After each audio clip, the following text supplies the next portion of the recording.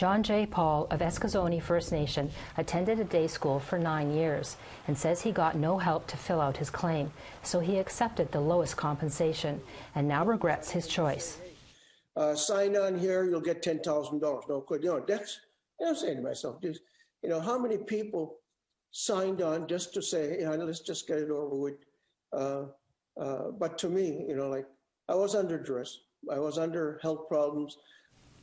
The claims form ranks the levels of abuse from 1 to 5. Level 1 does not require supporting documentation or a personal narrative, so the compensation is just $10,000.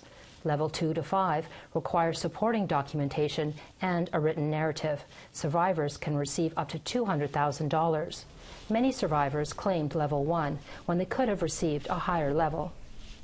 Even the ones that have already applied, we're now talking about the abuse that they did not even talk about when they applied in the beginning because they didn't know what was going on. They were not given proper advice. There was no legal advice. There was nothing given to us, nothing at all.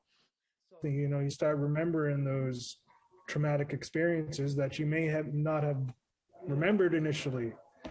And it's unfortunate these gatherings never happened prior to the claim opening up.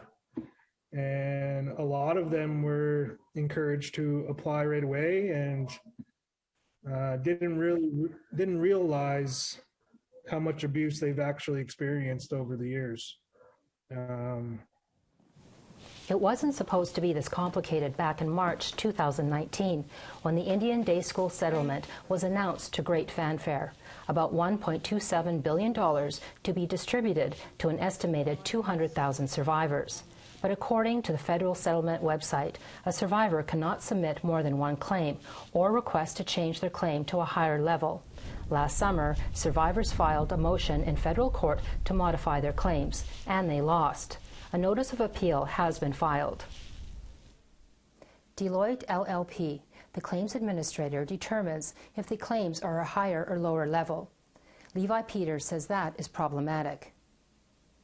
So who is the one in wherever in Ottawa saying, oh, you qualify level 1, you qualify level 5?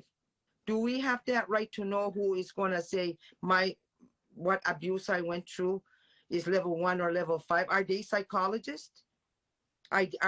Who are they?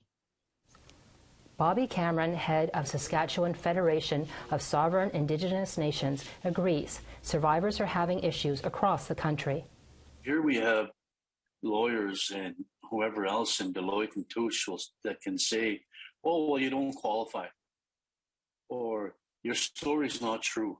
I mean, what on good God's green earth did we just go through with Every Child's Matters? What did we just go through?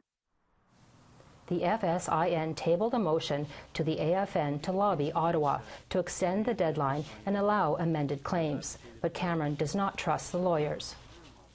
Deloitte and Touche and Gowlings, maybe you should just walk away and get out of this whole process, because you're just stalling things. You're making things hard, and all the compensation should go to our survivors. Get out of our business and get out of our way. In a recently released statement, the Ballistic Way chiefs are also calling on the federal government to review the process. There has been a tremendous outpouring of dismay from Indian Day School survivors right across the country, upset with the rigid approach to the settlement and the lack of appeal and review process. Meanwhile, Paul still hopes to file another claim. I hope we continue this. I hope we appeal. At some point, somebody has to say, I don't think this process was rolled out correctly.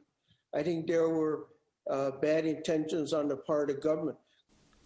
Deloitte has received over 130,000 claims, including 99,000 claims at Level 1, which means 76% of the claims received are at Level 1. The deadline to file a claim is July 13th, 2022. Angel Moore, APTN National News, Djibouti, also known as Halifax.